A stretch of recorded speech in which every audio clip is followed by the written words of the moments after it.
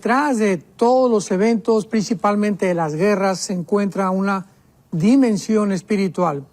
Ahorita el conflicto espiritual en el Medio Oriente es gravísimo porque es una de las formas como Dios a la iglesia nos pone atentos, nos pone a que subamos las antenas, porque son como banderas rojas para la iglesia, ya que Israel y la iglesia están íntimamente unidos, ¿verdad?, espiritualmente delante de Dios.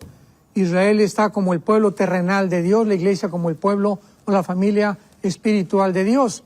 Nosotros fuimos encajados en el olivo, dice la Biblia, y participamos de las bendiciones del pacto abrámico, Gálatas capítulo 3, Romanos capítulo 11. Así que es muy importante que recordemos, ¿verdad? En las guerras hay muchos aspectos bíblicos, hay aspectos territoriales, humanitarios, psicológicos, militares, políticos, económicos principalmente y políticos, pero más que nada, bíblicamente, son espirituales. Así que nosotros podemos ver desde el Antiguo Testamento, ¿verdad?, esta dimensión espiritual operando en el sentido de atacar a los líderes. O sea, el ataque es contra el presidente de Estados Unidos, contra Netanyahu, contra el presidente de Canadá, contra los líderes, dictadores o reyes. Y esto lo vemos claramente en el libro de Isaías. Me gustaría en el capítulo 10 de Isaías ver algo interesantísimo que nos muestra claramente lo que el anticristo va a hacer. Y esto lo podemos ya aunar con lo que está sucediendo, y cuando unimos estas piezas del rompecabezas, pues tenemos un panorama un poco más específico, más claro, para que podamos nosotros entenderlo. Por ejemplo, dice en Isaías capítulo 10, versículo 13 y 14, hablando del anticristo, porque dijo, con el poder de mi mano lo he hecho, con mi sabiduría, porque he sido prudente. O sea, esto es lo que el anticristo está hablando y lo está repitiendo aquí la Biblia, que es lo que él va a decir. Quité los territorios de los pueblos y saqueé sus tesoros, derribé como valientes a los que estaban sentados, y halló mi mano como nido de riquezas de los pueblos, y como se recogen los huevos abandonados, así me apoderé yo de toda la tierra, y no hubo quien moviera ala, ni abriese boca, y graznase. Vemos nosotros que la entrada del anticristo en el mundo es ¿qué cosa? Apoderarse completamente de toda la tierra. Y dice el versículo 20 y 21 del mismo capítulo: acontecerá en aquel tiempo que los que hayan quedado de Israel y los que hayan quedado de la casa de Jacob nunca más se apoyarán en el que los hirió, o sea, en el anticristo que hizo un pacto anteriormente con ellos, sino que se apoyarán en Jehová, el Santo de Israel. El remanente volverá, el remanente de Jacob volverá al Dios fuerte. Esto es muy importante porque vemos claramente que lo que está sucediendo actualmente en Israel es un conflicto de identidad. Hace poco estaba leyendo algunos artículos acerca de la famosa Agenda 2030, que ya está desde el 2015 programada. Pero el centro de la Agenda 2030, fue lo que más me impactó, hace apenas algunos días, lo acabo de constatar, es el programa de la identidad de género. ¿Por qué una agenda, por qué estos políticos, diplomáticos, politólogos, filósofos se enfocan tanto y por qué le han dado tanto importancia a la identidad de género? Una cosa que me sorprendió es que nunca mencionan en la agenda la palabra sexo. Únicamente usan la palabra género. ¿Por qué? Porque el ataque es a la identidad. O sea, estas personas que planearon esto y que están desarrollando su plan, tanto en el Medio Oriente como en el Asia Central, como también aquí en el continente americano, tienen por objetivo confundir nuestra identidad. Y cuando recordamos que Daniel, cuando llegó a Babilonia, en el capítulo 1 del libro de Daniel, lo primero que el rey Nabucodonosor hizo fue, ¿qué cosa? Confundir su identidad. Les quería quitar sus costumbres, sus tradiciones, cambiarle su nombre y cambiarle su religión. Porque cuando el diablo cambia y logra cambiar nuestra identidad, ¿qué sucede? Pues nos confunde. Y es lo que ha tratado de hacer con Israel. Ha tratado de confundirlos y repetirles: la tierra no es de ustedes. Ustedes, como se está repitiendo inclusive en medios cristianos, ustedes ya no son el pueblo de Dios. Ya Dios no tiene que ver nada con ustedes. Ustedes pecaron y ya Dios los abandonó. Y este ataque a la identidad, tanto nacional como individual, de los seres humanos, es precisamente donde se encuentra el mayor veneno para poder dañar y confundir nuestra identidad, tanto de género como hombre y como de mujer, como nacionalmente como de gobierno. Entonces, todo esto nos habla de una guerra espiritual, y es lo que le llaman los árabes, principalmente los grupos terroristas, la Guerra Santa. Cuando en 1970, 80, en esa década se inició Yasser Arafat, usaron el nombre yihad, con Y, la yihad, que es la Guerra Santa, porque en el Medio Oriente todo es completamente diferente al hemisferio occidental. El Medio Oriente es religión, religión, religión, Alá, Alá, Alá. Todo está relacionado con la religión, no así en el hemisferio occidental. Entonces, todas las guerras, ellos les llaman yihad, o sea, son guerras religiosas. Entonces, la enfrascan, la enmarcan de un concepto, una conceptualización religiosa santa, para que ellos puedan justificar las matanzas, las masacres y todo lo que han hecho, sobre todo el 7 de octubre. Entonces, esto es un conflicto, no cabe duda, de carácter espiritual, principalmente donde los poderes del mal saben que les queda poco tiempo y van a continuar con esta presión contra Israel de parte de Estados Unidos y otras naciones para que ellos puedan convencerse que se van a quedar solos. Yo pienso que, para finalizar este punto, que si Netanyahu muere o si él ya no queda al frente ahorita de Israel, Israel acabaría completamente abandonado para ser vulnerable y ser infiltrado por el anticristo.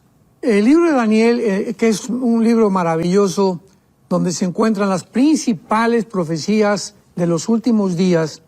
En el capítulo 10, el Espíritu Santo nos revela un escenario donde Daniel estaba orando y un ángel de Dios es enviado a la tierra para que le comunique a Daniel el programa de Dios que se conoce como la semana 70 de Daniel, o las 70 semanas de la profecía de Daniel, que está en el capítulo 9, y pueda Israel tener un concepto, una seguridad de todo lo que Dios va a hacer con Israel, porque Israel es y sigue siendo el centro de las Sagradas Escrituras. Entonces, en el capítulo 10 vemos nosotros de qué forma estas entidades espirituales que se llaman en el Nuevo Testamento, Efesios 6:12, principados satánicos, gobernadores de las tinieblas, han operado en todos los imperios del pasado, comenzando con el imperio egipcio, que fue el primero que persiguió a Israel, el imperio asirio, babilónico, los medos persas, los griegos y los romanos. Estos principados invisibles que el mundo todavía no se da cuenta, y pocos cristianos han podido crear conciencia de esta realidad, son los que están operando en todo aquello que se desarrolla en el mundo, como las guerras espirituales. Por ejemplo, en Daniel 10 dice el versículo 13 que cuando Daniel comienza a orar, se le aparece el ángel Gabriel y le dice el versículo 12 a Daniel 10:12, no temas, desde el primer día que tú dispusiste tu corazón a entender y a humillarte en la presencia de tu Dios, fueron oídas tus palabras. Y yo he venido a causa de lo que tú has orado. Mas el príncipe del reino de Persia, o sea, el Sahar Malkut en el hebreo, que significa el principado o el satánico que gobernaba en aquel tiempo lo que es actualmente Irán. Esto es importantísimo porque Irán vuelve otra vez a cobrar publicidad y ahora sí comienza el mundo a hablar y a mencionar mucho más más renombre de la nación de Irán. ¿Por qué? Porque fue el principado que se opuso en tiempo de Daniel para que Dios no pudiera revelarle a Daniel el programa ni a su pueblo, que es Israel, cuál era el programa cronológico que tenía Daniel, Dios para ellos. Y el príncipe de Persia, ¿verdad? Dice la Biblia que se opone, dura 21 días, y tiene que entrar Miguel, el arcángel de Dios, a un conflicto en el aire, cósmico, espiritual, invisible, para ayudar a el ángel que vino de parte de Dios. Esto es increíble, porque tuvo que intervenir el arcángel, porque aparentemente el ángel que mandó Dios no podía terminar la guerra con el principado satánico, dándonos a entender el poder tan grande que tienen los principados satánicos de Satanás. Porque Satanás es el rey, ¿verdad? Allá en el área espiritual de maldad, le siguen los príncipes, que son los principados satánicos, los gobernadores de las tinieblas, y los demonios, que son los que hacen el trabajo sucio, o los soldados. Así que estamos nosotros ante un conflicto muy, muy grande en el mundo, porque si Israel ahorita es el centro de la atención, porque lo es, ahorita todo el mundo está con los ojos en el Medio Oriente. Qué interesante que la Biblia otra vez lleve al mundo secular a poner la atención en el Medio Oriente, porque ahí se vuelve a centrar otra vez la guerra espiritual, la que podemos nosotros discernir y ser dirigidos mientras pongamos atención en este tiempo que nos encontramos en las profecías bíblicas. Es importante recordar que pasaron 2000 años en el exilio de Israel, desde el año 70 después de Cristo hasta 1948, 2000 años donde Israel no tenía soldados, no tenía ejército, no tenía tierra. Y en 1948 se vuelve a unir otra vez Israel y se levanta un ejército de las armas paganas y de contrabando que les dieron en el 48 a algunas naciones para luchar contra las naciones árabes que los atacaron en el día de su independencia, el 14 de mayo de 1948. Pero en la antigüedad, toda la historia del Antiguo Testamento son guerras. Y esto es importante para nosotros como cristianos. Las guerras de Josué, las guerras la primera guerra, por ejemplo, Abraham, en el capítulo 14 del libro del Génesis, tiene una guerra contra el príncipe o contra uno de los reinados de Irán en aquel tiempo. Esto es increíble. O sea, el primero en entrar en guerra fue Abraham, ya peleando para defender la tierra. Pasó el tiempo, se formó la nación de Israel y se forma el ejército con Josué, donde entrenan el libro de los jueces, y todos son guerras porque Dios nos enseña que lo que enfrentó Israel terrenalmente, físicamente, en el Nuevo Testamento es espiritualmente. O sea, nos preguntamos, ¿de qué nos debía saber nosotros las guerras del Antiguo Testamento? Porque ilustran las guerras espirituales del Nuevo Testamento. Ahora ya no tenemos lucha contra sangre y carne, Efesios 6:12, como la tuvo Israel. Entonces ahora nuestra lucha es espiritual. Y si nosotros no sabemos pelear como peleó en el 48 Israel, se levantó y se sublevaron a el ataque que querían aplastarlos otra vez, la iglesia va a pasar exactamente lo mismo. ¿Por qué Israel no ha podido ser vencido? Porque existe Dios, y existe Dios porque existe Israel. ¿Y por qué existe la iglesia? Porque las puertas del infierno no prevalecerán contra nosotros si nosotros nos levantamos como Israel en el 48, que después de 2000 años se vuelven a subir al caballo, vuelven a tomar las armas y han tenido ahorita más de 73 años que no dejan las ametralladoras ni los rifles. Así que nos encontramos los cristianos también en un punto donde si dejamos de pelear y si olvidamos cuáles son nuestras armas de la luz y nuestras armas espirituales, vamos a ser derrotados. Y la Biblia nos muestra claramente que la iglesia va a terminar en la apostasía. Va a haber un remanente, como lo hubo en el Antiguo Testamento, de muy pocos judíos que obedecieron, y ese remanente que va a ser salvado también al final de los días. Y de la misma forma en la iglesia hay un remanente. En todas las iglesias del mundo hay un grupo muy pequeño de cristianos fieles que saben cómo pelear la guerra espiritual y son los que van a sobrevivir. Los demás cristianos van a ser pisoteados, principalmente porque de cristianos no tenían absolutamente nada más que el nombre. Iban a la iglesia el domingo, iban de vez en cuando y gritaban y buscaban emociones y buscaban sentir a Dios. Nunca tuvieron una comunión con Cristo, nunca siguieron a Jesucristo realmente a través de la Biblia, y son los cristianos que van a caer y están cayendo ahorita como fichas de dominó. Por ejemplo, en el capítulo 14 del libro de Isaías, versículo del 12 al 14, nos habla claramente de la caída de Lucifer. que significa la lámpara o la luz de la mañana, o el que alumbra. Dice, ¿cómo caíste del cielo, oh lucero, hijo de la mañana? Cortado fuiste por tierra, tú que debilitabas a las naciones. O sea, desde el principio, desde la caída de Lucifer, el blanco han sido las naciones. ¿Por qué? Porque es más fácil a Lucifer controlar a un hombre, a un gobernante, o a un dictador, o a un rey, que a todo el pueblo. Porque si controla al gobernante, el gobernante en las manos de Lucifer, puede Lucifer tener el control del pueblo también. Entonces, esto es lo que ha pasado en el siglo XXI también. Nos encontramos actualmente muchos gobiernos como Irán, donde la iglesia está creciendo de una forma impresionante.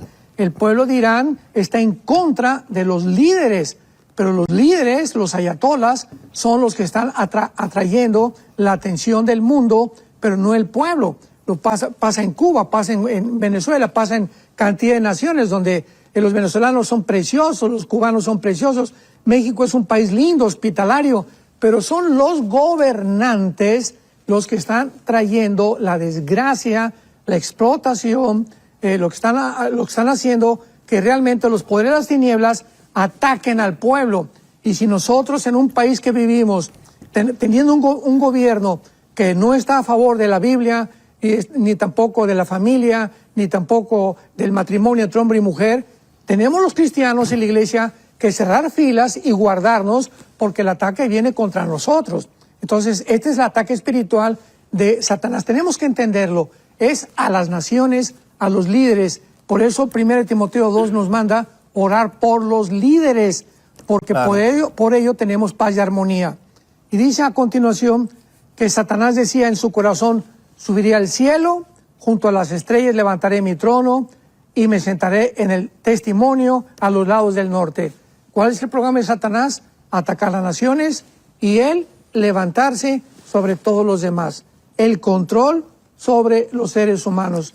¿Cómo lo está haciendo en el siglo XXI? Lo está haciendo atacando ya ahorita a los niños. Ahorita con la ideología de género, el ataque es devastador contra la infancia. Es un ataque sangriento, es un ataque donde si él puede lograr que se decrete la pedofilia en las Naciones Unidas en los próximos meses, pues va a ser devastador el ataque contra la familia, porque ya ahorita atacó el matrimonio, ya redefinió el matrimonio, ya atacó el género, ya redefinió el género, se va contra los niños para decirles a los niños que no son lo que ellos han nacido. Y si no estamos conscientes de esto, y si no nos damos cuenta por dónde vienen los dardos de fuego de Satanás, pues vamos a caer. Entonces tenemos que estar protegidos para entender otra vez que si no ponemos nuestros ojos en lo que pasó, por ejemplo, el 7 de octubre con el ataque de Hamas que acabas de mencionar, fue un ataque sangriento y devastador que nos habla que si rompieron las barreras los grupos terroristas y entraron a Israel, la nación que supuestamente está protegida por Dios, es porque bajaron la guardia. ¿Y cuál es el mensaje a la iglesia? Que nosotros, el que piensa que está firme, mire que no caiga. ¿Por qué caen muchos? Porque creyeron que estaban firmes. Olvidamos ya nuestras devocionales, nuestra lectura de la palabra de Dios, nuestra relación íntima con nuestra esposa, que tiene que ser santa a los hijos de Dios, transparente, no engañosa, como dijimos en otro programa. Y todas estas cosas nos hablan que igual que como se viene contra él, se viene contra la iglesia. Así que esta es la relación que existe, que no se puede hacer a un lado ni marginar, porque es paralelo lo que le sucede a Israel a lo que le sucede a la iglesia. Desde el primer imperio y todos los principados, todos los imperios que se han levantado, repito, asirio, egipcio fue el primero, asirio, Babilonia, Medo-Persa, Grecia, Roma, todos atacaron a la nación de Israel. ¿Coincidencia? ¿Accidente? De ninguna manera, porque aquí no hay accidente ni tampoco hay coincidencias. El blanco siempre ha sido el pueblo de Israel. ¿Por qué? Porque es el pueblo que Dios escogió para que a través de ellos sus propósitos, sus valores morales y espirituales pudieran ser difundidos en las naciones occidentales que somos nosotros. Así que ahora el occidente está contagiado y está contrarrestando este beneficio que hemos recibido del pueblo judío para volver a aplastarlo junto con el mundo oriental y ponerse de acuerdo en terminar y exterminar finalmente la nación de Israel, cosa que nunca lo van a lograr bíblicamente. Así que todos estos principados tienen como objetivo el pueblo judío. Y ahora dicen en Apocalipsis capítulo 12 que cuando Satanás vio que la mujer, ¿verdad?, se iba a esconder, entonces fue contra aquellos que siguen los mandamientos de Dios. Vemos aquí unido en el Apocalipsis al pueblo cristiano con el pueblo de Israel. ¿Por qué? Pregunta, Satanás en el Apocalipsis persigue a los judíos y a los cristianos. ¿Por qué no a los musulmanes? ¿Por qué no a los budistas? ¿Por qué no a otra religión? ¿Por qué Apocalipsis está dedicado a la persecución de judíos y de cristianos? Me refiero a los que se conviertan desde luego en la tribulación, porque es el mismo odio, o sea, él sabe que estamos completamente unidos, tenemos la misma Biblia, tenemos el mismo Mesías, por supuesto los que ellos han aceptado como a Cristo como Salvador, y tenemos el mismo fin, vamos a reinar juntamente en el reino milenial. La primera promesa de Dios, Génesis 3:15, fue a la mujer. Tu semilla, o sea, la semilla de la mujer, va a ir en la cabeza a la semilla de la serpiente, Nahash, en el hebreo, que significa un ser de luz, un ser resplandeciente. Y la palabra que se tradujo serpiente en Génesis 3, Nahash, en el hebreo. Y la semilla de Satanás iba a herir en el calcañar o en el tobillo a la semilla de la mujer. Entonces vemos nosotros que cuando oyó Satanás esto, que venía una descendencia humana a través de la mujer, y que a través de esta descendencia humana, genéticamente hablando, vendría el Mesías, el Salvador, el que iba a darle el golpe final a él. Satanás se enfoca completamente en el Antiguo Testamento en la descendencia genética de la mujer. ¿Y qué cosa hace? Llegamos a Génesis capítulo 6, donde la Biblia nos muestra que hay una invasión de principados satánicos contra las mujeres. Esto es muy debatible, ¿verdad? Porque muchos han dicho que pues los hijos de Dios no son los hijos, no son los ángeles caídos, sino que son la descendencia de Caín, etcétera, etcétera. Algo que es imposible porque no se puede ni sostener teológicamente ni tampoco bíblicamente, ya que los hijos de Dios es el término Ben Elohim, que en todo el Antiguo Testamento se refiere a los ángeles, y principalmente a los ángeles caídos, principalmente en el libro de Job. ¿Qué hacen estos ángeles caídos? Tenemos que abrir los ojos y darnos cuenta del poder tan grande que tienen de poder ellos intervenir la genética. Entonces, hubo algo ahí entre los ángeles y las mujeres, que las mujeres se embarazaron, así literalmente, dice la Biblia en el versículo 4, había gigantes, también después que se llegaron los hijos de los hombres a las hijas de las mujeres y les engendraron hijos. Y esta palabra engendrar, yalad, en el hebreo, es parir. O sea, de alguna manera, ellos pudieron alterar la genética humana para producir gigantes de 4 metros con 12 dedos en las manos y 12 dedos en los pies. Esto es el primer ataque genético para tratar de impedir que naciera genéticamente el Mesías, cosa que pues no lograron. Entonces vemos que estos gigantes llamados los Nefilim, que viene de la palabra napal, en el hebreo significa los caídos, fueron los que en Números capítulo 13, cuando Moisés mandó a los espías, a los 2 espías, estaban los gigantes en la frontera de la tierra de Canaán, cuidando que el pueblo de Dios, que Dios había escogido, no entrara a la tierra prometida, porque si entraban a la tierra prometida, ellos ya la habían infectado genéticamente. Todas las tribus cananitas estaban infectadas genéticamente por los Nefilim. Así que cuando vieron a los gigantes, se espantaron y llegaron con Moisés y le dijeron: hoy hay gigantes impresionantemente grandes que nos van a impedir entrar a conquistar la tierra de Canaán.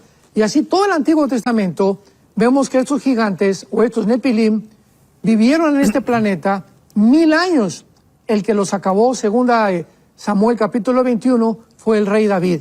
El rey David mató a Goliat, nos acordamos que tenía 4 hermanos más y que era de Gaza, donde está actualmente el grupo de donde vienen los filisteos y están ahorita los de Hamás. Qué interesante es que el mismo lugar geográfico, el mismo territorio geográfico, sea el mismo que se está repitiendo en el siglo XXI, donde viene el ataque contra Israel, porque el mayor ataque en el Antiguo Testamento contra los judíos fue de los filisteos. Entonces vemos nosotros de qué forma David acaba con ellos, y ahora hay un versículo muy, muy interesante en Isaías capítulo 26, que siempre me llamó mucho la atención, de estos misterios maravillosos que están encerrados en la Biblia, y de estas cosas tan profundas que la Biblia tiene, porque tengamos cuidado cuando ya creemos que todo lo conocemos, y que si yo en el seminario no me lo enseñaron, bueno, pues entonces no está en la Biblia. Hay que seguir leyendo la Biblia, por el amor de Dios, es la mente de Dios. O sea, no nos pasaría ni 500 años en poder comprender las maravillas que Dios tiene para nosotros. Veamos lo que dice Isaías 26, versículo 14. Leámoslo con mucho cuidado. Esto es muy interesante porque esto nos muestra el origen de los demonios. Porque los demonios es un misterio que por mucho tiempo se ha debatido de dónde salieron.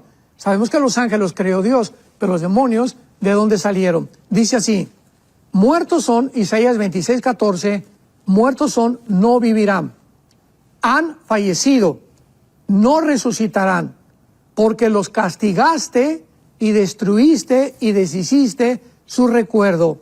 Esta palabra muertos o fallecido es la palabra Refaim, con PH intermedia, que es el nombre de los gigantes en Deuteronomio, en el libro de los Números, en el Antiguo Testamento. Los refaitas eran los gigantes en el Antiguo Testamento, o los nepilim en el original hebreo, pero es la tribu de los refaitas que eran gigantes.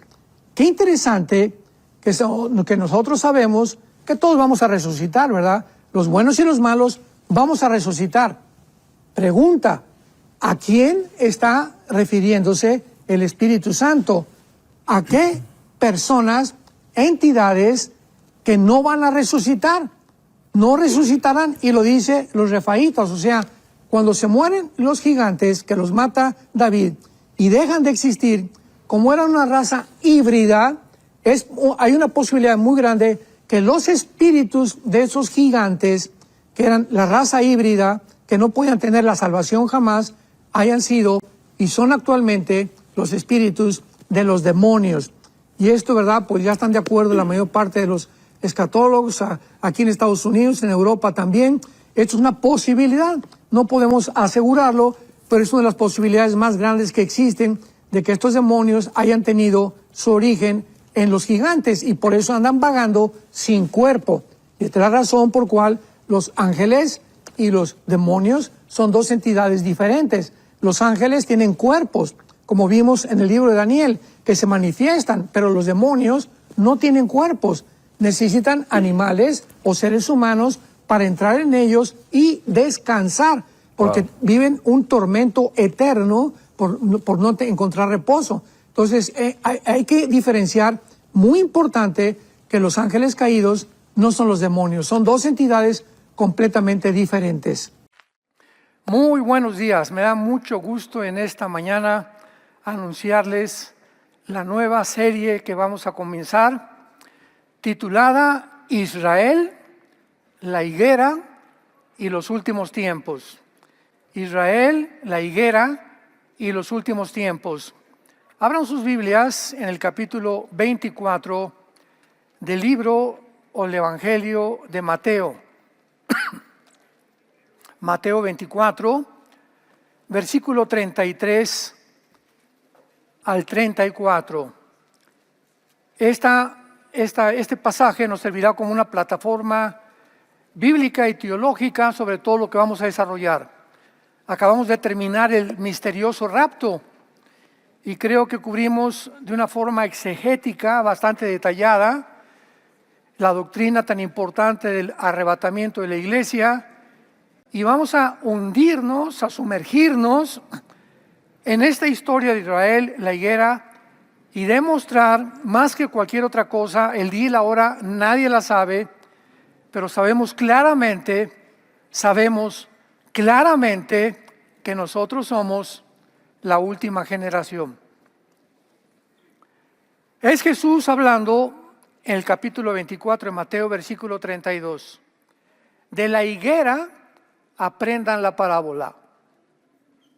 Cuando ya su rama está tierna y brotan las hojas, saben que el verano está cerca.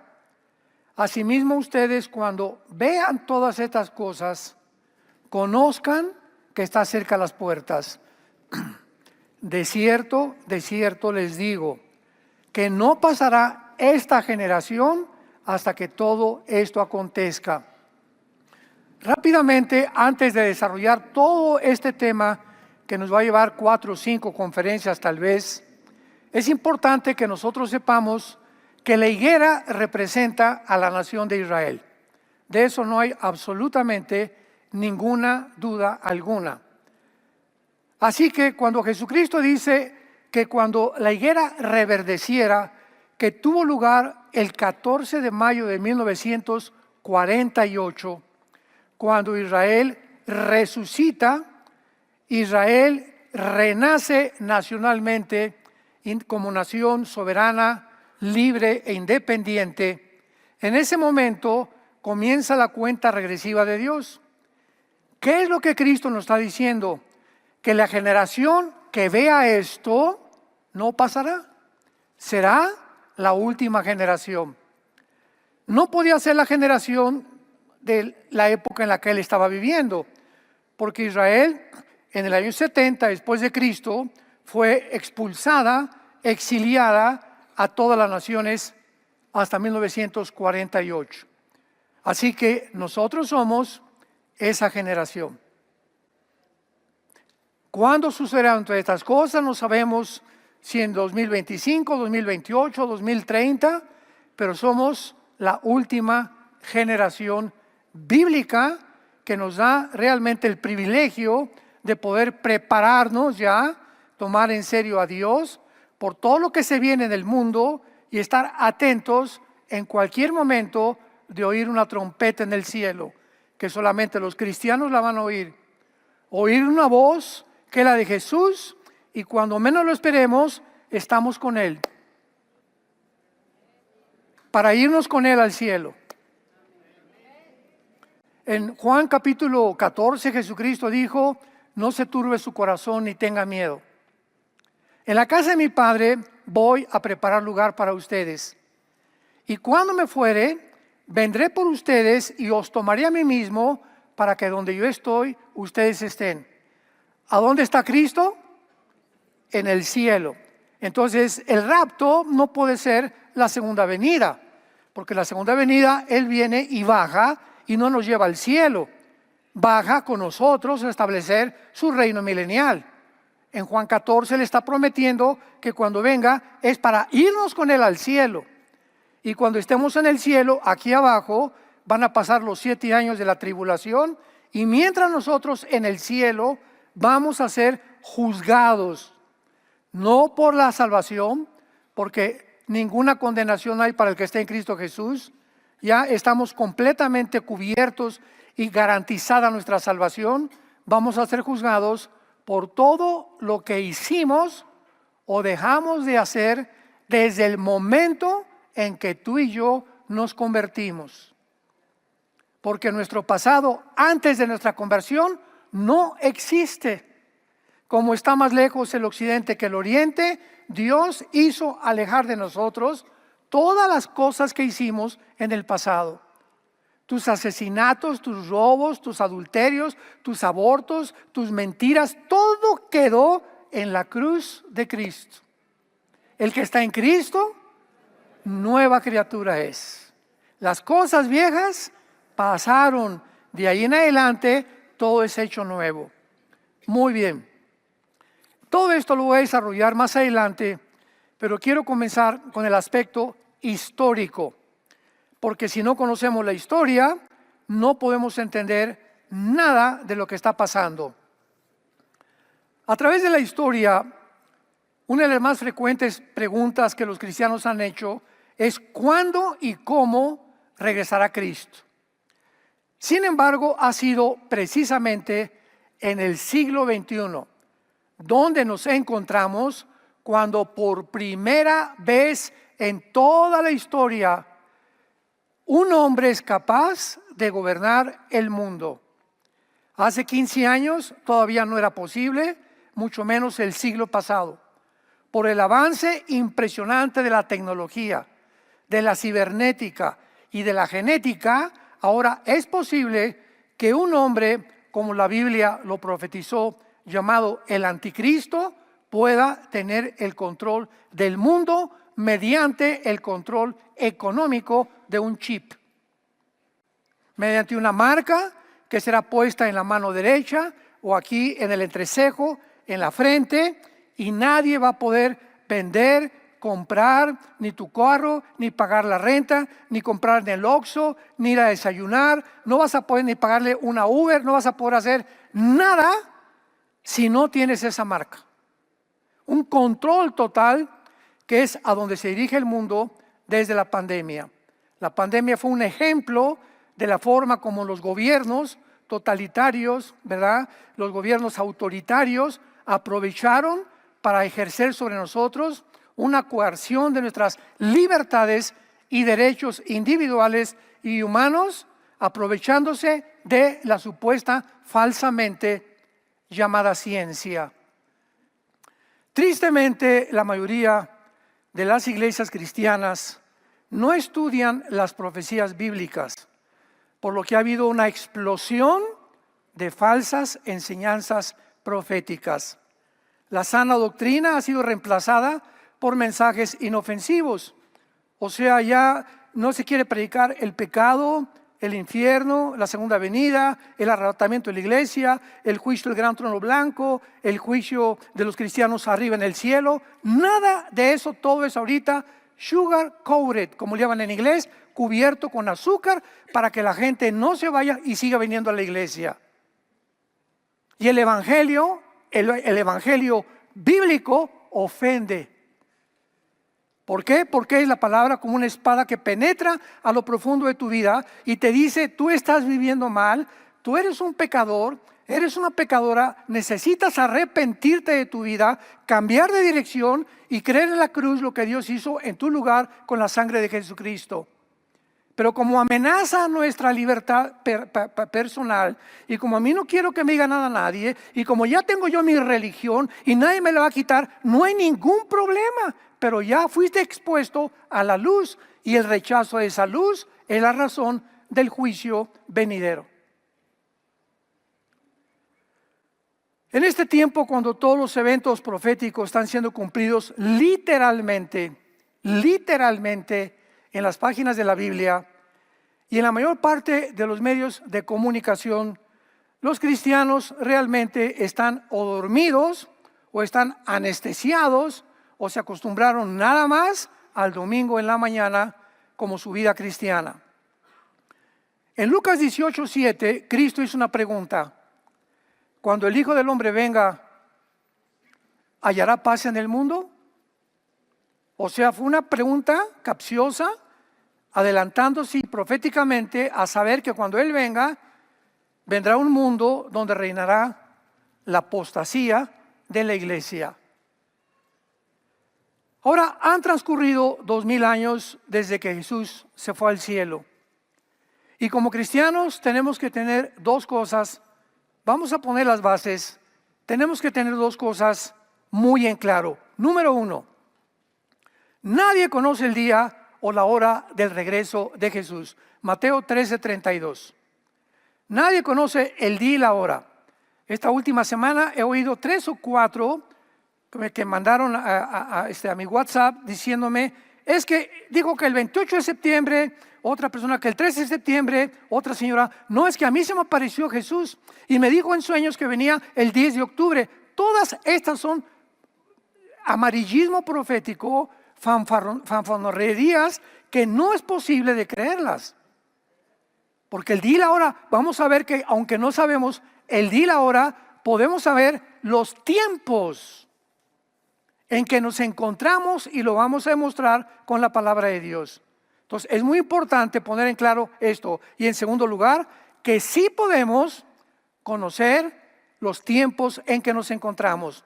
Veamos algunos pasajes, Mateo capítulo 16. Para demostrar esto, siempre respaldémonos con la Biblia. Mateo 16. Vinieron los fariseos y los saduceos para tentarle y le pidieron que le mostrara señal. Una señal del cielo, muéstranos. Mas él respondiendo les dijo: cuando anochece, dice en buen tiempo, porque el cielo tiene arreboles, y por la mañana hoy habrá tempestad, porque tiene arreboles el cielo nublado. Hipócritas, que saben distinguir el aspecto del cielo, mas las señales de los tiempos no podéis. La generación de Cristo tenía la responsabilidad de conocer que, aunque no sabían todavía muy claro que el Mesías tenía que morir crucificado, pero que vendría alguien que era el hijo de David a tratar de instaurar el imperio romano y vencer al imperio romano y libertar a Israel. Ellos conocían claramente. ¿Quiénes lo conocieron? Los Reyes Magos. Los Reyes Magos. ¿Quiénes sean los Reyes Magos? Bueno, sabemos que la palabra mago, magí, ¿verdad? En el latín no es una persona que, como la magia que se practica actualmente. Eran reyes que eran científicos, o se les podría llamar astrónomos. ¿Quiénes eran estos tres personajes que no son Melchor, Gaspar ni Baltasar, ni tampoco Chencho, ni Chencha, ni Chencho? Son hombres que han inventado. Eran personas que venían de Irak, guiados por una estrella, por una luz. ¿Y quiénes eran? Bueno, si retrocedemos 600 años antes de Cristo, Daniel lo nombraron el jefe de los astrólogos de Babilonia. ¿Se acuerdan los que han leído el libro de Daniel? Fue nombrado jefe de los astrólogos porque le salvó la vida cuando no le pudieron interpretar al rey Nabucodonosor el sueño. Y lo nombró el rey, el jefe de los astrólogos. Entonces Daniel les compartió la semana 70 de Daniel, Daniel 9, 24 al 27. Y sabemos que estos han de haber sido la tercera generación de estos maestros de Daniel, o discípulos de Daniel, que supieron claramente que iban a ser un Mesías en Belén. Y cuando llegan le preguntan a Herodes, que se asustó: ¿dónde está el rey de los judíos? El único que sabían. Viene un rey a conquistar y a surgir el imperio completamente israelí sobre el mundo entero. Entonces Cristo se enoja con los fariseos, que ellos eran los estudiantes de la ley. ¿Cómo no saben distinguir las señales de los tiempos? Veamos otro ejemplo en la primera carta a los Tesalonicenses, capítulo 5, que también Pablo los exhorta por ignorar las señales de los tiempos en que ellos no podían ser engañados, y fueron engañados, por lo que les mandó la segunda carta a la iglesia de Tesalónica. Primera de Tesalonicenses 5, dice Pablo: pero acerca de los tiempos y de las ocasiones, no tienen necesidad, hermanos, no tienen necesidad, hermanos, que yo les escriba. O sea, ustedes ya, ¿para qué les mandé hace poco la doctrina del arrebatamiento de la iglesia? Les acabo de compartir todo lo que está viniendo en el mundo, y no tienen necesidad, porque ustedes saben perfectamente bien que el día del Señor, o sea, el día del Señor es la tribulación, los 7 años de la tribulación, o la semana 70 de Daniel. Ustedes saben perfectamente bien que la tribulación vendrá como ladrón en la noche, que cuando digan paz y seguridad, vendrá sobre ellos destrucción repentina. Y en la segunda carta a los tesalonicenses, les tiene que volver a escribir a estos cabezones tesalonicenses, porque le mandaron otra carta a Pablo diciendo que ellos ya creían que había maestros, segunda Tesalonicenses capítulo 2, del 1 al 5, que ya estaban en el día del Señor, que ya estaban en la tribulación. Y Pablo les dice en la segunda carta, es que la tribulación no puede venir porque antes viene la apostasía y que se manifieste el anticristo. Entonces, ¿ya está el anticristo? No, pues entonces no estamos en la tribulación. ¿Ya están los sellos? ¿Ya murió una cuarta parte de la humanidad en el cuarto sello? No, pues entonces ¿por qué es que ya estamos en el cuarto sello?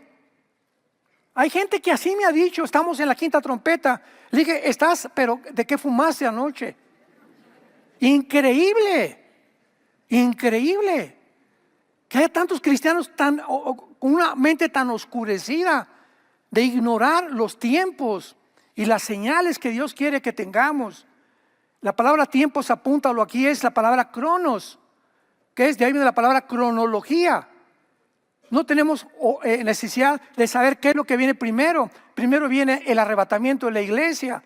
Después viene el anticristo, se manifiesta, los 7 años de tribulación, el milenio, el reino mesiánico y finalmente la eternidad, Apocalipsis 21 y 22. Esto se llama cronológicamente descrito los eventos de la palabra de Dios. Y las ocasiones es la palabra kairos, ¿verdad? Que es tiempos específicos o tiempos determinados. Cuando sucede tu cumpleaños, el día de la independencia, el día de la Navidad es el 24, el 7 de junio son kairos, pero el calendario de todo el año se llama cronos, lo que es cronológico. Ahora también alguien ha dicho, vayamos rápidamente al libro de los Hechos, capítulo 1, Hechos 1. Todo esto lo tenemos que ver, como les dije anticipadamente, con detalles. Tengo una carga, como ustedes no se imaginan, por esta serie, porque es importantísimo ya profundizar la Biblia. Hechos 1, versículo 6. Aquí están ya los discípulos con Jesucristo resucitado, antes de que Él ascendiera al cielo. Noten ustedes que los discípulos tenían dudas, todavía muchas dudas, pero la más importante de ellas era que Abraham, Isaac, Jacob y los profetas han profetizado en todo el Antiguo Testamento que venía un reino para Israel, que Dios no había acabado con Israel, que Dios va a levantar otra vez a la nación de Israel. Entonces, ven que Cristo muere y que se va y le hacen la pregunta, versículo 6. Entonces los que se habían reunido le preguntaron diciendo, Señor, ¿restaurarás el reino a Israel en este tiempo? O sea, ¿ya te vas? ¿Y qué de las promesas que nos hicieron Abraham, Isaac, Jacob y los profetas? ¿Dónde está ese reino? Creíamos que tú eras y ahora resucitado, ¿no vas a establecer tu reino? Y entonces Cristo les contestó, no les toca a ustedes saber los tiempos o las sazones que el Padre puso en su sola potestad, pero recibirán poder cuando el Espíritu venga y me serán testigos. Pregunta, ¿hay una contradicción entre esto y la primera carta a los tesalonicenses que acabamos de leer? Aquí les dice Cristo, a ustedes no les toca saber los tiempos y las sazones, y Pablo llega y les dice a los tesalonicenses, ustedes ya no tienen necesidad de saber por qué, porque cuando esta pregunta le hicieron a Jesucristo era antes de la venida del Espíritu Santo. El Espíritu Santo no había venido a darles, a inspirarles toda la verdad de las Escrituras. Pero una vez venido el Espíritu Santo, los apóstoles comenzaron ya a explicarles los tiempos en que nos encontrábamos. Entonces, si no entendemos el Antiguo del Nuevo Testamento y la ocasión cuando las cosas se dijeron, comenzamos a hablar barbaridades. No se pueden saber ni tampoco los tiempos. Y usan este versículo, por el amor de Dios, lee un poco más profundamente la Biblia. Fue dicho cuando el Espíritu Santo no venía y no les toca a ellos saber. Pero el Espíritu Santo vino ¿a qué cosa? A guiarnos a toda la verdad. Muy bien. Y veamos también Ezequiel capítulo 38. Estos son algunos pocos pasajes para probar que sí podemos saber los tiempos en que nos encontramos. Ezequiel 38. Este pasaje de Ezequiel es la profecía más detallada que hay en la Biblia, en el Antiguo Testamento.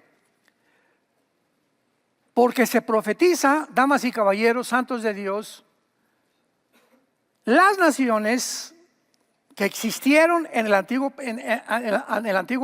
pasado o en el Antiguo Testamento, que tenían otros nombres, algunas de ellas, y que estas naciones que no existían, muchas de ellas, se iban a formar una confederación política, una alianza militar y política para venirse en los tiempos finales, y lo vamos a ver, iba a ser después que regresara Israel. Esto fue escrito hace 2700 años. Entonces vemos nosotros que no se podía cumplir. Y esto tiene que cumplirse desde el momento que Israel se regresó a su tierra. Porque si Israel no hubiera regresado, esto no se podía cumplir. Número uno. Número dos. Si estas naciones que ahorita ya existen y que han formado ya esta alianza, nos damos cuenta que esta guerra, que es el Armagedón, Ezequiel 38 y 39 describen la tercera guerra mundial y las naciones que estarán involucradas para exterminar a Israel finalmente. Y al terminar el capítulo 39 nos muestra de qué forma en ese tiempo Dios restaurará a Israel, los judíos se convertirán y jamás volverá a haber otra rebelión en contra de Dios. Pero veamos rápidamente, por ejemplo, en el versículo 5, la palabra Persia. En 1935 se cambió el nombre de Persia a Irán, a la República de Irán, cuando los ayatolas echaron fuera de Irán a la familia de los Shah, el Shah de Irán. Muy bien, entonces este nombre de Persia, cuando lo veas en el Antiguo Testamento, corresponde a la nación de Irán. En 1979 se le volvió a cambiar el nombre a la República Islámica de Irán, donde estos dos ayatolas que ahorita rigen a Irán, Ramallah, que es el jefe del grupo terrorista de Hezbollah, son los terroristas y la nación que sostiene a Hamas, a Hezbollah, a ISIS, a Al-Qaeda, a los talibanes y a los hutis de Yemen. Irán actualmente, ahorita, en el mes de septiembre del 2024 del siglo XXI, es la nación más grande terrorista del mundo y la que sostiene a todos los grupos terroristas con solo un propósito: exterminar a la nación de Israel. Qué interesante que Irán va a formar parte del ejército del anticristo, de los que se van a venir en contra de Israel. Luego tenemos a Cus y a Phut. Todo esto ya lo vimos en algunas otras series, pero es un repaso muy breve. Cus y Phut. ¿Cómo sabemos quiénes son Cus y Phut? Versículo 5, porque en Génesis 10, versículo 2 y 3, búsquenlo en el YouTube. Tengo toda la serie sobre la guerra del 38-39 de Ezequiel, explicado con muchos detalles. En Génesis 10, versículo 2 y 3, fueron hijos de Cam. ¿Quién es Cam? Sem, Cam y Jafet fueron los tres hijos de Noé, de donde tú y yo descendemos, no de Toluca, ni tampoco de Atlacomulco vienes. Todos, absolutamente nosotros descendemos de tres hijos de Noé. Los jafetitas formaron todo lo que es el mundo anglosajón europeo. Toda la gente güera, de ojos claros, blancos, son anglosajones descendientes de Jafet. Todos los semitas, los de Sem, son todos los árabes y los judíos también, y forman parte casi de todo pues se llama Medio Oriente, porque son judíos y árabes. No hay cosa, ni ha existido jamás nada como palestinos. Los palestinos son árabes que se adjudicaron un nombre nuevo que no existe. Existía la Palestina, que fue un emperador romano, Adriano, que le cambió el nombre a Israel, porque querían borrarle el nombre de Israel y le pusieron la Palestina. Pero en la guerra de 1967, cuando llegan los judíos y sacan a 5 naciones árabes, le cambiaron el nombre, y la Franja de Gaza, que pertenecía a Egipto, Cisjordania, que pertenecía a Jordania, y el norte de las colinas de Golán, que estaba Siria, fueron completamente desubicados. Israel tomó posesión a través de la guerra de algo que les habían quitado anteriormente.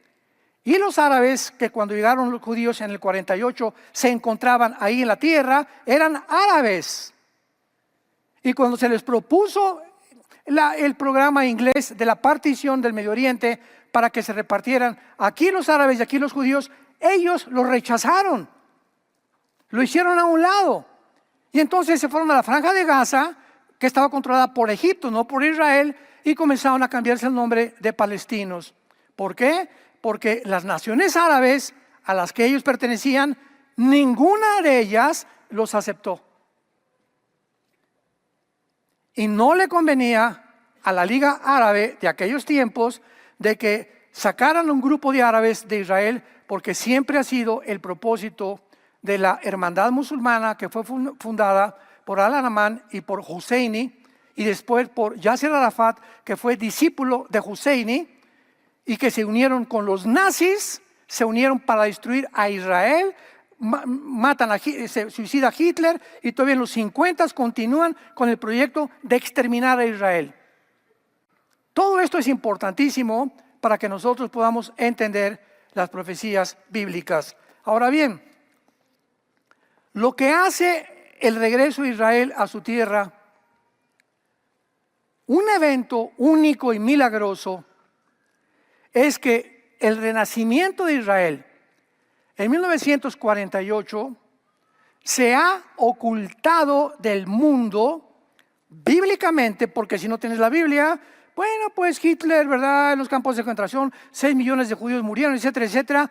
Pero ¿cómo es posible que este pueblo de casi 2000 años de exiliados hayan regresado en un día a formar una nación rodeados de enemigos, de más de 25, 30 millones de enemigos que han querido siempre exterminarlos? Veamos esta profecía en Isaías capítulo 66, tan clara, que hace 2600 años, 2700 años, la Biblia escribió. Isaías 66, versículo 8. Comienza con una interrogante y dice: ¿quién oyó cosa semejante? O sea, ¿quién ha oído algo parecido a lo que vamos a ver?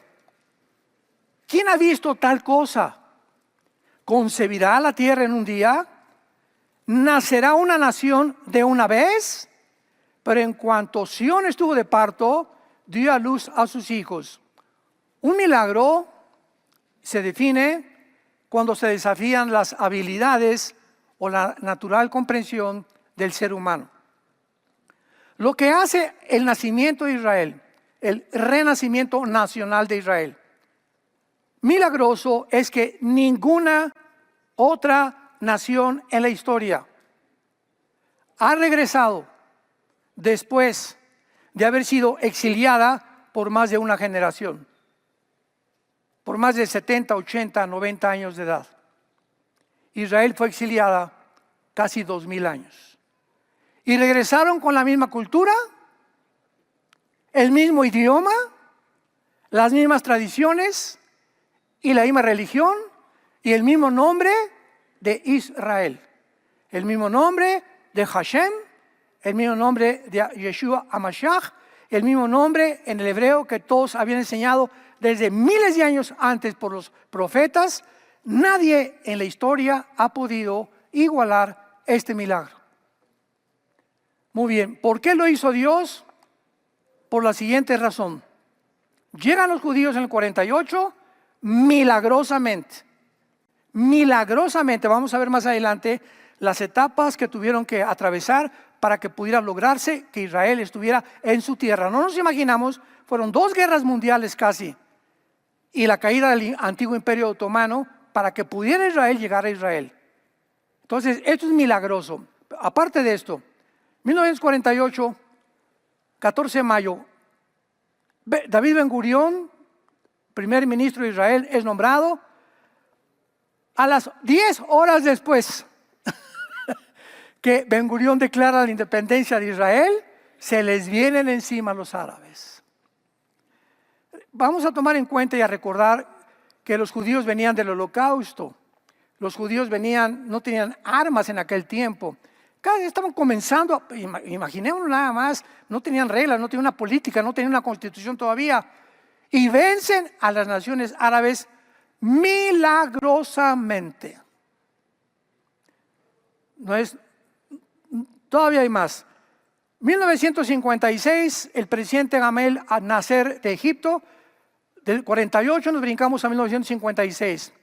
Proclama, destruyamos a los árabes porque invadió el canal de Suez. Son derrotados otra vez los más de 4 naciones árabes por los judíos milagrosamente.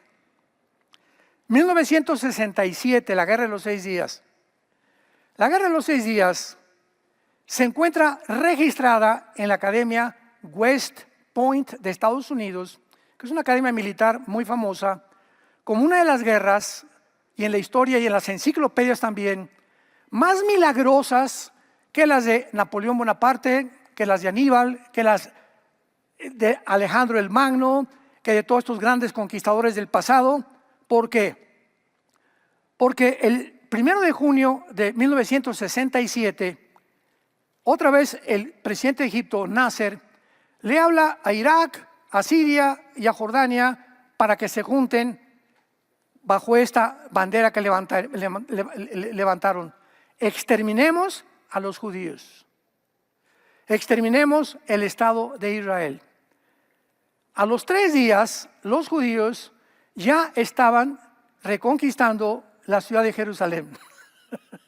Entró el general Moshe Dayan a Jerusalén, entraron al Muro de los Lamentos, ahí oraron y lloraron y le dieron gracias a Dios. Señor, esto es un milagro. Otra vez Jerusalén en nuestras manos, porque sin Jerusalén no hay probabilidades de que sea Israel, porque es la ciudad santa, terreno sagrado. Igualmente para los musulmanes es sagrado porque ahí tienen la mezquita de Omar todavía, la cúpula de la roca. Y entonces los judíos habían conquistado las colinas del Golán, la franja de Gaza que estaba en Egipto y Cisjordania, y se retiraron de la península del Sinaí. Ya estaban en la península del Sinaí y las Naciones Unidas en ese tiempo le dijeron: sálganse de ahí porque entonces ya se hace una guerra mundial, porque ya esto es demasiado. Entonces los judíos accedieron, salieron del Sinaí, pero se quedaron con las colinas del Golán, se quedaron con el Banco Occidental, que es la ciudad de Jericó o la Cisjordania, y se quedaron con toda la franja de Gaza, donde estaba Egipto, permitiéndoles a los árabes que estaban en Israel que vivieran en Gaza, porque ninguna otra nación les había dado hospedaje ni asilo tampoco. 1973, otra guerra se viene contra ellos en Yom Kippur, que es el día más sagrado para los judíos, entre septiembre y octubre de nuestro calendario. Vuelven los judíos, vean, 48, 56, 67 y 73, 4 guerras en las que Israel milagrosamente, así como fue fundada, sobrevivió. Y desde 1973 hasta nuestros días, estamos en septiembre del 2024, las naciones árabes se cansaron de hacerle guerra a Israel. Entonces Yasser Arafat, que en las 40-50 fue discípulo de un hombre llamado Husseini, junto con Al-Laman, que fundó la hermandad musulmana en Egipto, comenzaron a ser entrenados para que en Gaza se formara un equipo militar y pudieran a través de un ejército derrotar a Israel. Nos iban a conformar vivir en una franja de 50 kilómetros de distancia, 10 kilómetros de ancho, como ciudadanos pacíficos. No, ellos han tenido y han jurado, y se encuentra en la Constitución, googléalo, la Constitución de la Organización para la Liberación de Palestina. Tenemos que exterminar a Israel. Es una enemistad de hace siglos, es un odio, impresionante, satánico. Y qué interesante que los nazis se unieron con Husseini y se unieron con todos los el que formó la hermandad musulmana para destruir a los judíos. Vemos cómo se forma como una metástasis, se forma una agrupación, como decía mi abuelo, son lobos de la misma loma. El mal atrae al mal. Lo semejante atrae a lo semejante. Tú eres una persona buena, busca las personas buenas con tener amigos. Eres borracho, parrandero y jugador, ¿quiénes van a ser tus amigos? Igual que tú. Eres una persona adúltera, estás con adúlteros. Eres una persona que le interesa el dinero, vas a buscar personas a quienes les puedas tú sacar dinero o hacer negocios. La amistad no existe para hacer negocios, existe los intereses económicos o políticos nada más. La amistad queda completamente en el suelo. Lo semejante atrae a lo semejante, lo dicen los salmos. ¿Qué hicieron entonces? Formar grupos guerrilleros. Y se levanta entonces el primer líder de la Organización para la Liberación de la Palestina, 1968, Yasser Arafat. Nació en Egipto, fue criado en Egipto y finalmente, ¿verdad? Husseini fue su maestro y comienza Arafat a formar la Organización para la Liberación de Palestina con el propósito de formar guerrillas, porque ya guerras ya no querían, meterse vestidos de civiles para que si atacaran los judíos, el mundo dijera, están matando civiles, para que sin uniforme ellos pudieran esconderse detrás de las ropas de los civiles. En 1979, cuando Irán se vuelve islámico y cuando comienzan a promover el islamismo y el exterminio de Israel, le hablan a Arafat y le dan una recepción de héroes en Teherán. Y lo reciben los ayatolás a Yasser Arafat y lo nombran el jefe no solamente de los palestinos, sino también para formar otro grupo llamado Hezbollah, que significa en árabe el partido del pueblo. ¿Quién es este grupo Hezbollah? Ya Irán tenía un equipo, como aquí antiguamente los dos presidentes que había en México, el Estado Mayor Presidencial. Estaban Los Pinos, el Estado Mayor eran militares que se encargaban, ¿verdad?, de cuidar al presidente, de las cosas más altas militarmente. Entonces tenían un Estado Mayor Presidencial los iraníes llamado las Guardias Revolucionarias. Era todo un conjunto de militares que rodeaba a los ayatolás para protegerlos y en una guerra poder defender a Irán. Entonces estos guardias revolucionarios sacaron al 30% de ellos y los comenzaron a entrenar para poder sabotear y poder hacer la guerra debajo del agua a Israel. Y nació Hezbollah. Y hasta el momento, no sé cuánto supieron ustedes, desde el siglo pasado hasta ahorita, no han dejado de mandarles misiles, cohetes. Las Naciones Unidas están 90% en contra de Israel. Los medios de comunicación, lo vimos ahora el 7 de octubre, llega un grupo de 2,000 asesinos, guerrilleros, a cometer un genocidio dentro de Israel, en los kibbutz, meter a los niños recién nacidos en los hornos microondas, sacarles los ojos enfrente a los papás, abrir a las mamás de su vientre, cortarles la cabeza, cortarles las orejas, quemar después sus casas. Se van y se llevan a los rehenes vamos a traerlos para que nos sigan los soldados en Israel y vamos a la Franja de Gaza y ahí los vamos a esperar y les hacemos una trampa y acabamos con Israel. Y todo les salió al revés, aunque todavía tienen más de 100 rehenes, que va a ser muy difícil que los suelten, pero hasta este momento casi jamás está deshecho. Y acabamos de ver hace 3 o 4 días la tecnología más grande militar del mundo en la historia del ser humano. Hace 3 días, los ayatolás, hace algún tiempo ya preveían que los radios, los celulares, los iPhones, los judíos tenían un control impresionante tecnológico por control satelital, y los podían descubrir dónde estaban. Entonces se deshicieron de todos los celulares y compraron beepers. Más de 10,000 vipers. Y los repartieron a todo Hezbolá. Me río, ¿verdad? Porque digo, esto es algo fenomenal, porque todos son asesinos todos. Son asesinos, carniceros, sangrientos. Es una banda completamente demoníaca. Y entonces en sus vipers de repente mandan una señal los judíos. De alguna forma los judíos interceptaron 10,000 vipers. Tal vez antes de la fábrica cuando llegaron allá a Irán. Pero tiene una tecnología impresionante y por control remoto los hicieron explotar. Han muerto como 15 nada más de Hezbolá. Pero otros, ¿verdad? Bueno, total que se quedó Hezbolá ahorita completamente derribado, jamás completamente derribado. Y vemos nosotros por qué no han podido acabar con Israel. ¿Por qué no han podido destruirlo? ¿Cómo es posible que esto haya sucedido en el mundo que vivimos? Y ahorita Rusia, Putin dice, esto de Israel es fenomenal, dijo. Es absolutamente increíble. ¿A quién se le hubiera imaginado, ni en la Guerra de las Galaxias, ni en las películas de Julio Verne, pudimos ver lo que acaba de hacer Israel con un ejército sin mandar nada desde lejos, destruirlos? Y terminamos leyendo Jeremías capítulo 35, que nos dé la respuesta a la Biblia para todos los que tengan oídos, que oigamos lo que la Biblia dice y lo que ha prometido a la nación de Israel. Jeremías capítulo 31, Jeremías 31, 35 y 36. Antes de leerlo, termino con esta frase.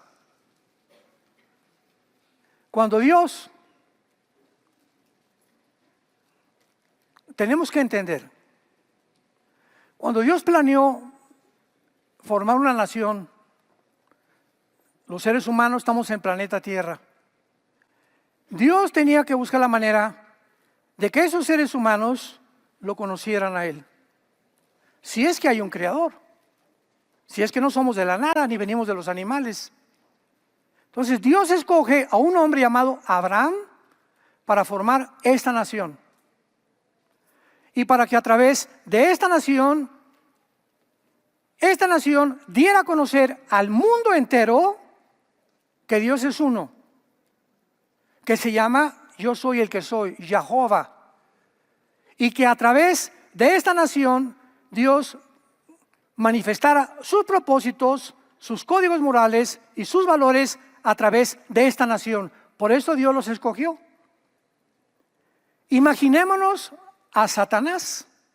En cuanto Satanás vio que los judíos eran la nación que dio a conocer al mundo los mandamientos de Dios, los valores morales, qué es bueno, qué es malo, ellos se vino contra ellos y hasta ahorita no ha terminado de poder exterminarlos. Esto nos hace y nos da la comprensión de por qué los judíos han sido el grupo étnico más calumniado, más perseguido, más asesinado en la Inquisición, en los hornos de Hitler, a través de los tiempos, de todas las naciones los han expulsado. ¿Por qué ellos? ¿Por qué tienen que ser ellos? Y ahora nosotros los cristianos, como en la inauguración de los Juegos Olímpicos. ¿Por qué tenían que burlarse de la última cena de Cristo? ¿Por qué tenían que burlarse del Apocalipsis, aunque ellos no lo sabían? ¿Por qué el ataque ahora es a los judíos y a los cristianos? Porque somos injertados en el mismo olivo, Romanos 11. Por eso, si hay alguien ahorita en el mundo que defiende a Israel, debemos ser los cristianos. No a los judíos ortodoxos que se visten de negro, que nos odian con odio jarocho. Porque son los fariseos del siglo XX. Cuando hablamos de Israel tenemos que definir quién es Israel actualmente. Pero ¿por qué ha pasado esto? Escuchémoslo.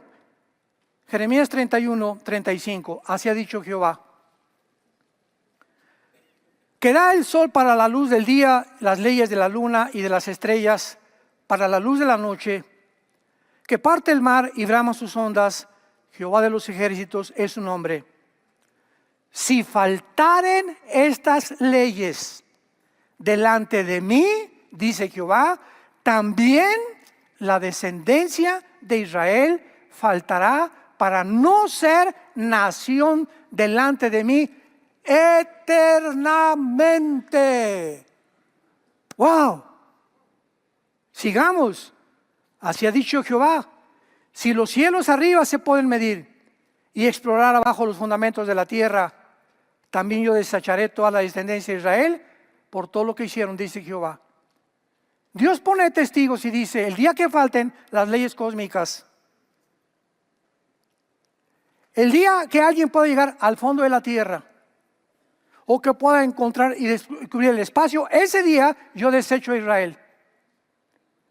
Por eso Israel es indestructible. Ahora, ¿cuál es el ejemplo para todos nosotros? Que Dios es fiel al que llama.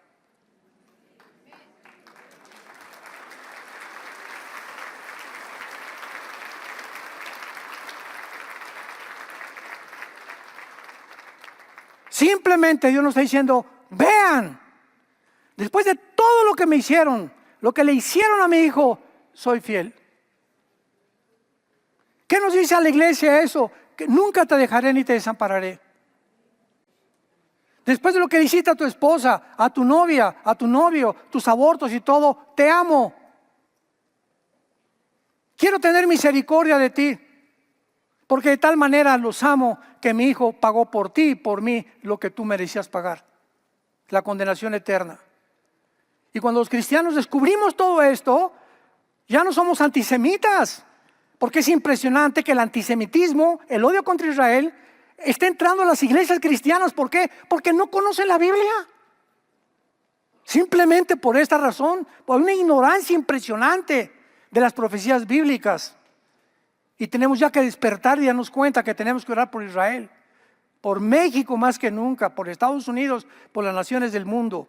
Es nuestra responsabilidad y además continuar ganando las almas.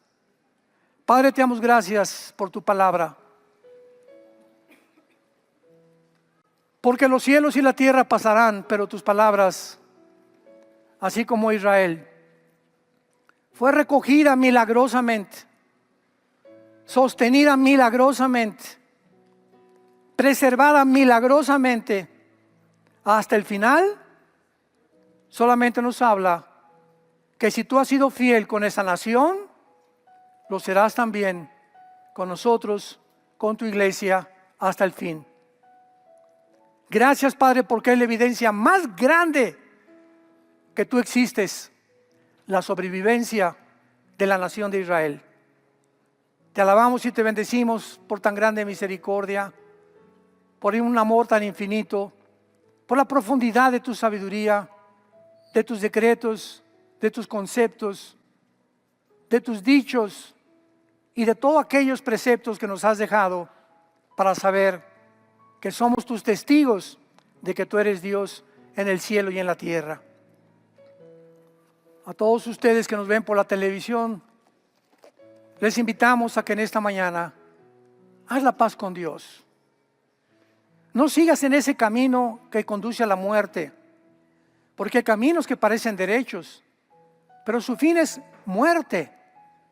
El pecado trae tristeza, trae destrucción, amargura, rencor, odio. Las dos fuerzas más grandes del universo son el amor o el odio. ¿En qué campo te quieres poner? El odio no dura. El odio es autodestructivo. El amor es eterno. Es paz. Es dominio propio. Es gozo. Es tranquilidad en el alma de saber que no estamos solos, que Dios nos ama. Dile: Jesús, te pido perdón por mi vida. Creo que en la cruz pagaste por mis pecados, que a los 3 días resucitaste entre los muertos, y te pido que entres a mi corazón como mi Señor y mi Salvador. Te doy las gracias por tan grande amor. Amén. Los cielos y la tierra pasarán, y mis palabras permanecerán. Así como Israel acabó en la apostasía. Teniendo esto, la Biblia profetiza que así acabará la iglesia también. Muy pocos son los que se van a salvar, porque angosta y estrecha es la puerta que conduce a la salvación, y muchos van a querer entrar y no van a poder, porque no querían pagar el precio, no solamente de creer en Cristo. El diablo también cree en Dios. El diablo no es ateo. No querían pagar el precio de seguir sus pisadas, obedecerlo en sus mandamientos. Y ancha y espaciosa es la puerta que conduce a la perdición, y la mayoría van por ella. ¿En qué puerta te encuentras? ¿En qué camino estás caminando? Ven ahora que Dios te habla. Arrepiéntete de tu vida y siga a Jesucristo, y ten esa paz que sobrepasa todo entendimiento, que guardará tu alma hasta el final de tu vida. Amén.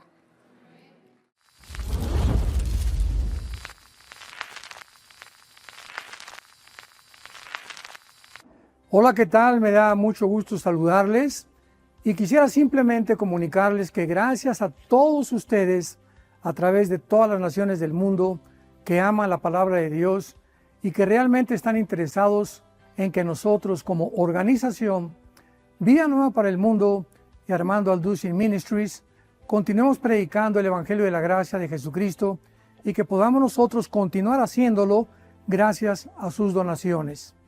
Este año cumplimos 46 años de ministerio, 46 años donde hemos predicado, hemos enseñado, hemos tenido seminarios y de diferentes formas de estudios bíblicos alrededor del mundo, y hemos pensado y considerado de una forma fiel el Evangelio de la sana doctrina de Jesucristo. Nosotros, con todas estas donaciones, tenemos que sostener pastores, misioneros, obras, equipos de televisión, y aún continuamos buscando la manera de poder elevar este ministerio.